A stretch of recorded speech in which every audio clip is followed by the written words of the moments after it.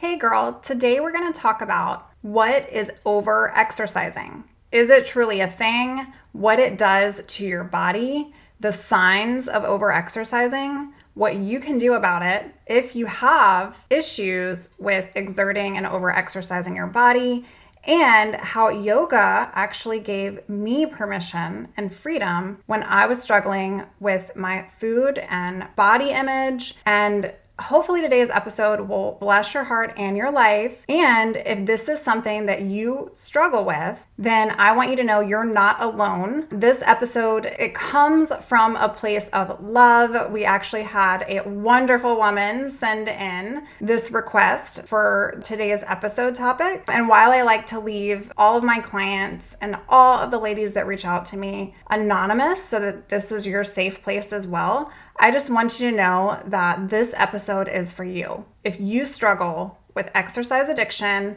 or you struggle with feeling like you always need to be exercising, I hope this one blesses your heart. Let's get to it. Hey girl, welcome to the Her Best Self podcast. I'm Lindsay Nickel, former competitive figure skater and perfectionist, turned God-led imperfect boy mom and digital CEO. If you find yourself constantly thinking about food and wondering if you'll wake up one day free from the obsessive thoughts and behaviors controlling your life, then I've created this podcast for you because I know exactly what it's like to be a downright hot mess trapped in a destructive cycle of disordered eating. I finally found freedom, and you can too, girlfriend. So if you're ready to heal your relationship with food and body and break the chains of control and show up in your best health, then grab your favorite Tarjay journal and let's get to it so you can start living your best life as your best self.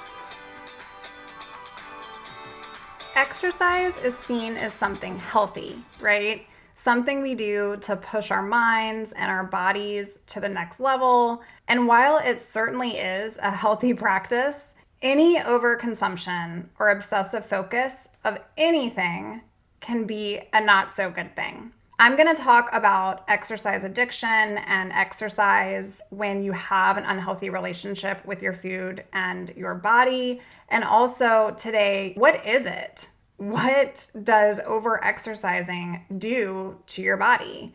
And if you're wondering if you have signs of over-exercising, then today's episode is for you.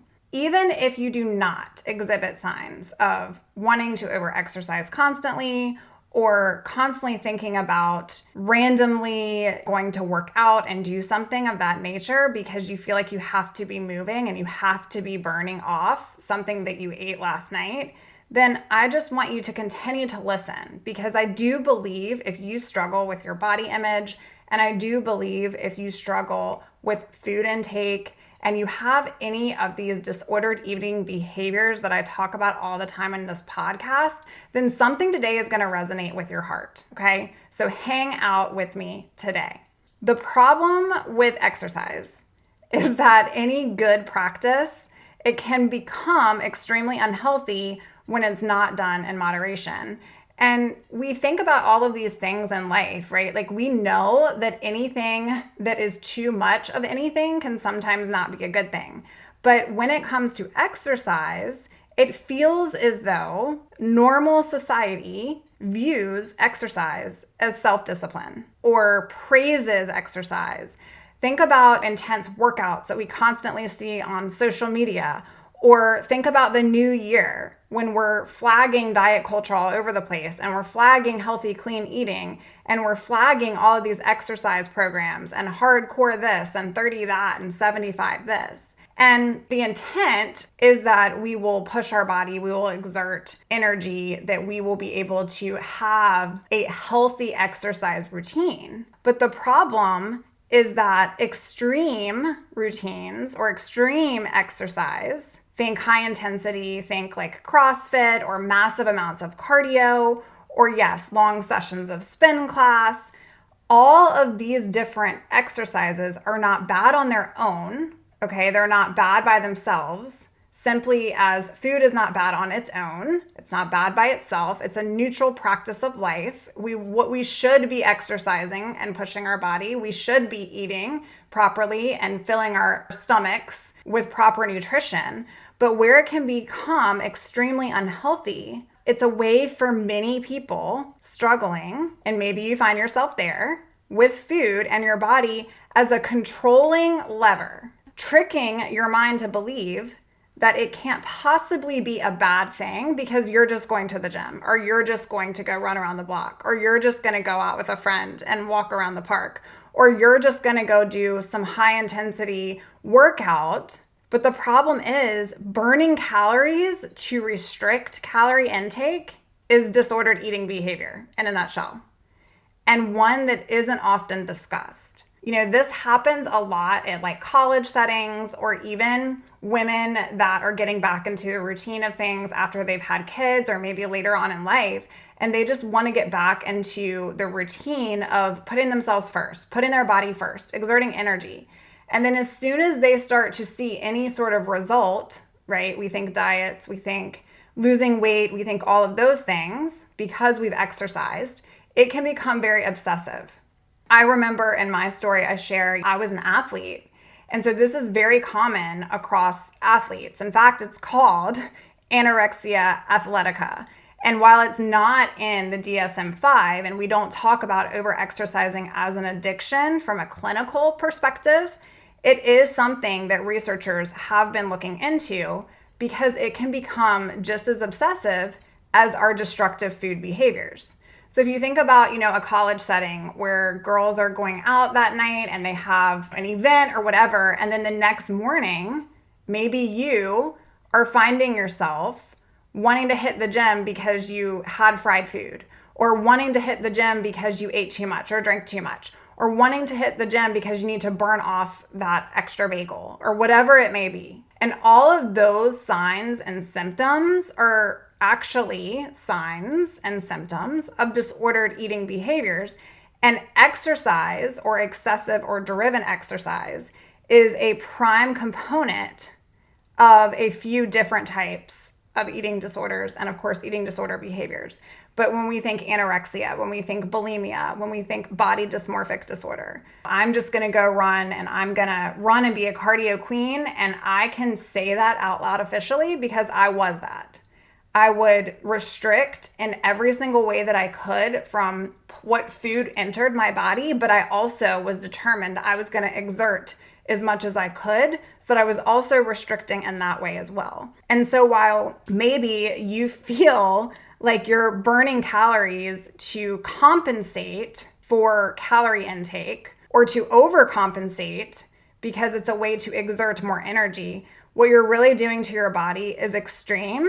And it is a control lever. This is where it becomes the difference between I just had a hardcore workout at the gym, but I have an unhealthy relationship with food. And this is one way, this is a lever, this is a tactic of how I control what goes into my mouth, and what comes out is by exerting it. And while many people feel, oh, I have no problem, I have no issue because I'm not binging, or I'm not purging, or I'm not using a diet, pill, or laxatives, over-exercising, guys, is just as bad.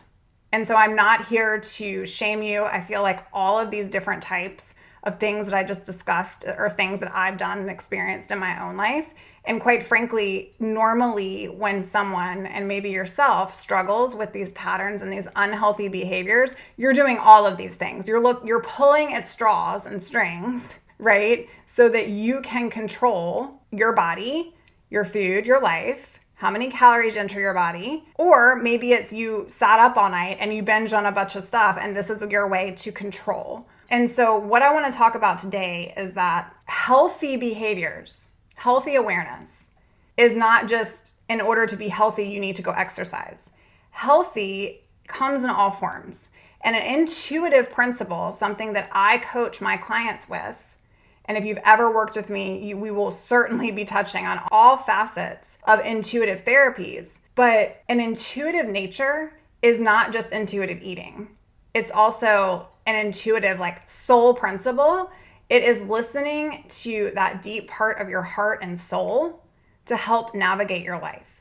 It's also intuitive exercising, meaning, do I really want to get up and go to the gym today? And not because I'm feeling lazy or whatever it may be, and not because I feel like I have to go, But is it something that I want to be proud of my body, that this is what my body can do for me? And so therefore, I'm going to exercise to keep it strong and healthy. If it's anything outside of that, then it's not natural. It's overcompensating or exercising to compensate for something, right, that occurred, i.e. eating or trying to avoid eating. And as Justine Garter says, health is the natural condition. When sickness occurs, it's a sign that nature has gone off course because of a physical or a mental imbalance. The road to health for everyone is through moderation, harmony, and a sound mind and a sound body. Girl, I'm coming to you today rather hot in the mic because over-exercising is something that we just don't talk about. And while you may feel that you don't have this issue, maybe you do, it is one of those things that is compulsive, and it becomes compulsive when you have an unhealthy relationship with food. And I'm not just talking about compulsive in terms of long 3-hour stunts on a treadmill.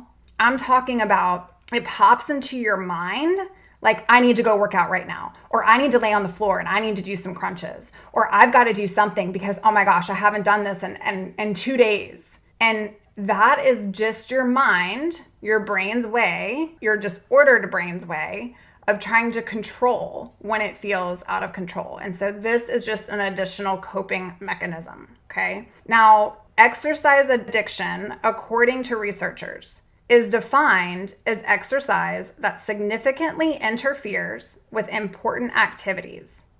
It occurs at inappropriate times, right? I just mentioned, like, I just need to lay down right now and do some crunches on the floor because I'm feeling big in my body, or I'm feeling like I've got to work off this XYZ, right? It occurs at inappropriate times and in inappropriate settings. And it is exertion for long periods of time, overtraining, and rigid routines. Despite, this is what is really, really interesting, despite life conditions, weather conditions, fatigue, or illness. I look back on many times when I was severely struggling with my disordered behaviors, and I would be at the gym and I could barely stand up. I was so exhausted and I did not want to be there. But it was a compulsive way for me to get out that energy and for me to be able to control myself and restrict my food. And so I would take myself there to that place almost as a punishment, right? When we're in that state, that's what we're doing to ourselves. And what we don't realize is that there are health consequences that are extremely dangerous. And the National Eating Disorder Association shares this, but they can also be deadly. When you think about your altered resting heart rate, when you think about the diminished energy, you're probably not eating very nutritious anyways because you're not giving your body enough of what it truly needs, but then you're exercising more. And so that loss of bone density, I have a couple clients that have osteoporosis issues, the disrupted menstrual cycle. I've shared in my previous episodes that I did not know if I could have children. Part of that not only was because of my extreme weight loss and extreme being underweight, but you don't have to be underweight to lose a menstrual cycle, okay? So that's just one thing, one symptom. But when you overexercise, you can have disrupted menstrual cycles. You can have an increase of illnesses. You can have an increase of injuries and fractures because you're overexerting your body to a point where you're not intaking enough to make it function properly just to be alive, much less to be on an elliptical for 45 minutes. I'm telling you all of this because in my story, I spent many years over-exercising. Again, I came from an athletic background. So for me, it might have been a little bit more amplified because it was another way that I could get out and take control of the ability to control my body and my life. And I would do laps around the neighborhood. I would just literally lace up my shoes and say, I'm going to go to the gym. And I would sit there and I would hate my life. But the whole time I'm watching the ticker on the gym equipment in front of me, telling me how much I could eat for the day. Well, if you just go 5 more minutes, and I know this can be triggering for some, so take it what is good for you and pause me if this isn't. But I would do these things because I would feel as though it was a way for me to control. And maybe that's what you're doing. It's another way for you to be controlling your body, your food, and ultimately your struggle with an illness that is so extremely dangerous. So what I want to do right now is encourage you. If you deal with overexercising, I want you to ask yourself, is this something at the moment that I truly want to do? Or am I forcing myself to do it and not to create a better routine or habit for my life? I'm not talking walking around for 30 minutes and enjoying conversation and taking your kids to the park. I'm not talking about nourishing your body and going for a run. That's not the kind of exercise I'm talking about. I'm talking about when you are overexerting yourself and you're not taking in enough nutrients as it is. And the reason behind why you're exercising is so that you can exert energy, so that you can be more restrictive with your day and your life. If you find yourself, I want you to ask yourself, when I think about exercise, do I do it because I want to do it, because I want to feel strong and I want to feel empowered and I want to do it because it's good for my heart and it's good for my health? Or do I take it to a place where it no longer is that the intent?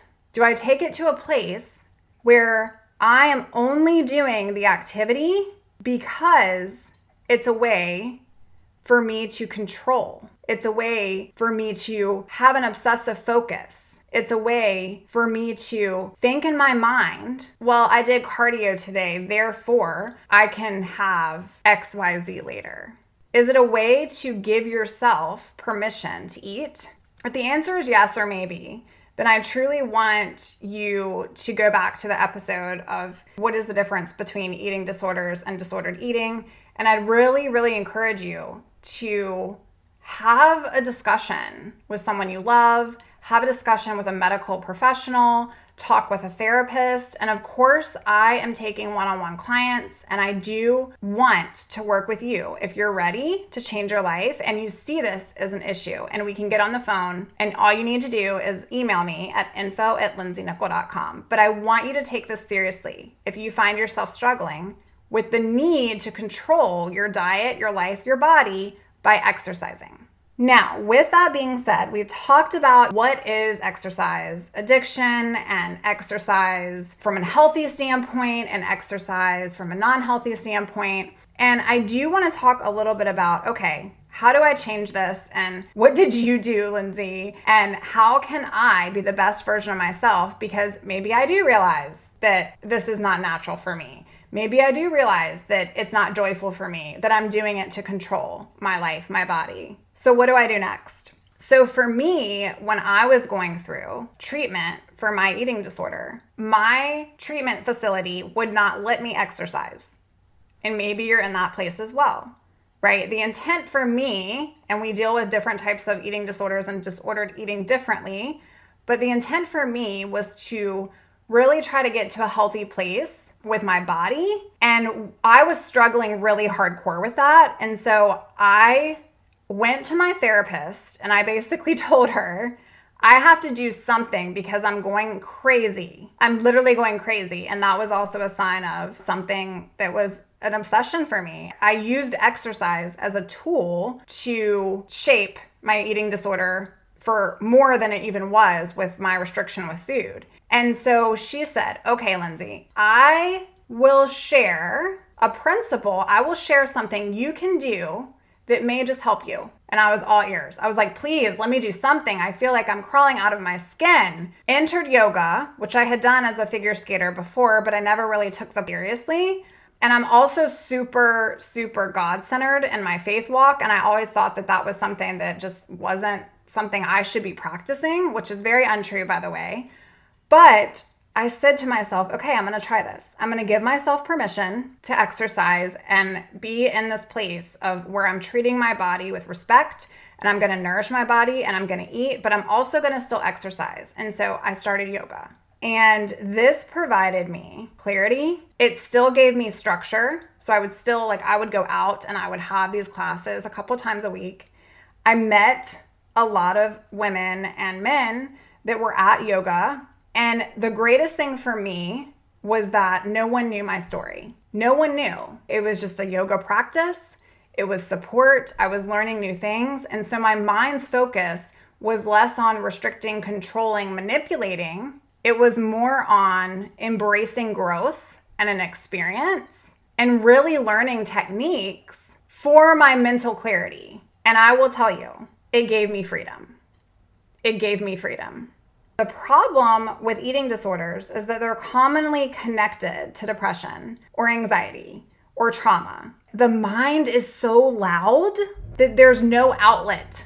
And when you're in your cardio queen activities or you're overly exercising, you're probably listening to music, you're probably listening to a podcast, you're probably multitasking in your mind, and your mind is giving you those negative self-talk thoughts. But what I figured out was that those racing thoughts were literally catapulting me deeper into the disordered behaviors, i.e. over-exercising. But when I did yoga, I could be in stillness. And for the first time, actually the first month, it was so hard to be still. I found myself racing. I couldn't focus. I was trying to find that pause. I didn't know what it was like to be silent. I didn't want to hear my own thoughts. I just wanted to find reflection and peace and healing. And I wanted clarity. And I knew, okay, if this is really the only thing I can do right now during this season of my life to become a healthier me, then what can I do to embrace that season? And so I really dug in to being present. And with that, it didn't happen overnight, but the more and more I started practicing, and I'm talking 20 minutes, I'm not talking full hour classes, it eventually got to that point when I felt more comfortable. But I became more comfortable with my body. I became more comfortable with myself. I became flexible. I became at a place of peace and strength. And I learned that for once, flexibility was important to me, and stretching and nourishing my body and keeping it safe and healthy wasn't about intensity and calories burned. It was about practicing an intuitive practice that was going to propel me to have an experience with my true self. I also learned how to relax, probably for the first time in a really long time, because I was sitting with my thoughts. I was having to sit there and face them.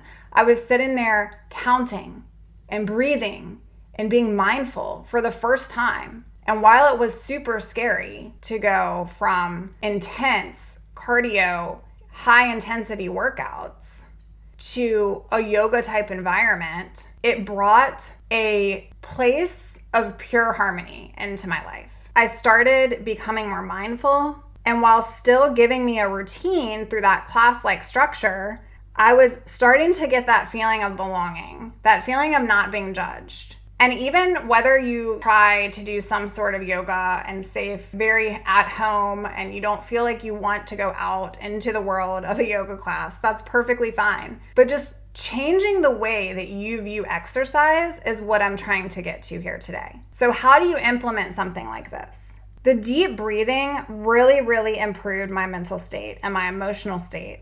And I became opened up again to not only my relationship with my body and realizing all that my body could do for me, but to my relationship with my soul and to God.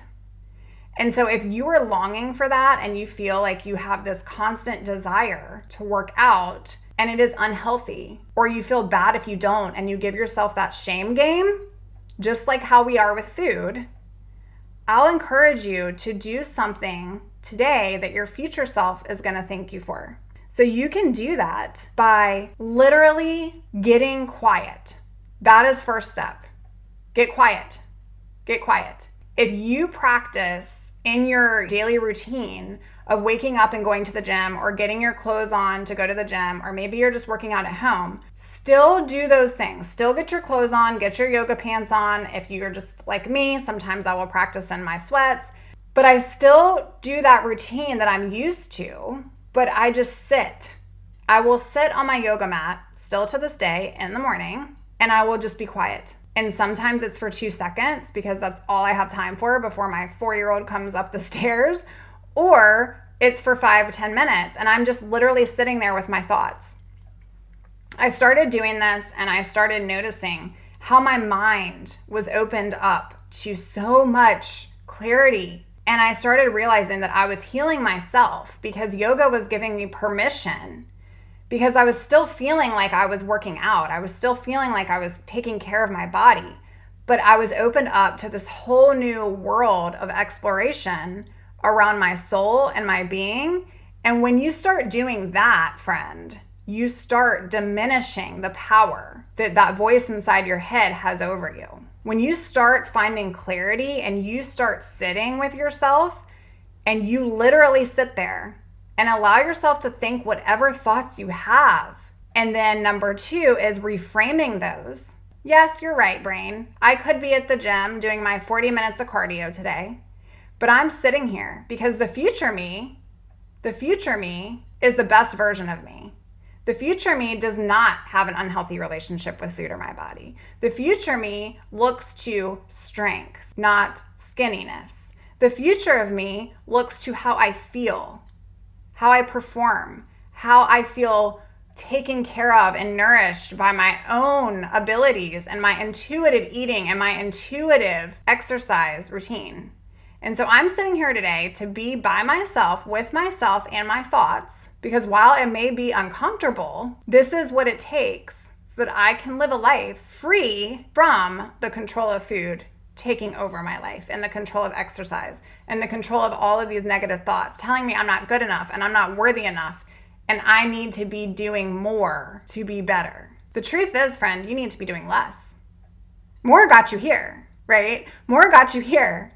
And an excessive, overconsumed mind that doesn't have time to sit with themselves, to truly heal and reflect and be mindful. So whatever that looks like to you, maybe that's just morning time, maybe that's not even exercise time. But for me, still to this day, I do mindful practices of yoga, and I will even do just 15 minutes in the morning.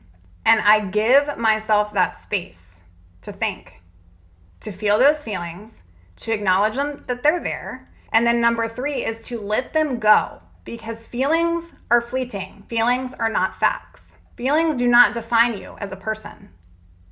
So today, I truly want you to understand that if you have an unhealthy relationship with excessive or compulsive behaviors that are constantly running and ruling the show in your life, what you're missing is not more exercise. What you're missing is not less food or different cycles within your life to control. What you're missing is present time for your brain to think and present time for you to apply a new way of being. And you're not going to do that by turning to the same behaviors that got you here. You're going to do that by embracing where you want to be in the future and doing something every single day to get you to that place. Yoga gave me permission. It gave me freedom when I was going through my recovery journey.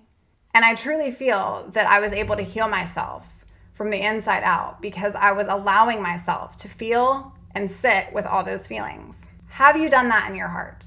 Have you done that? Or are you constantly moving from one thing to the next and allowing your brain to take control of the steering wheel, but you don't even know where you're headed?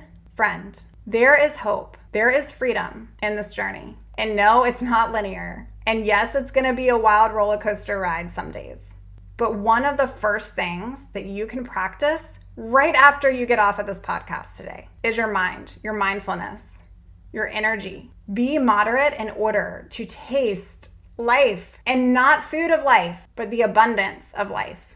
I want you to live life free from controlling thoughts and patterns that are running your day. What's one thing you can do today to get off the treadmill and to get in to your happy place in your heart and in your soul? And just something else that I wanted to share that was on my heart today is a scripture that I flipped to this morning. Maybe you're a Christ follower and maybe you're not.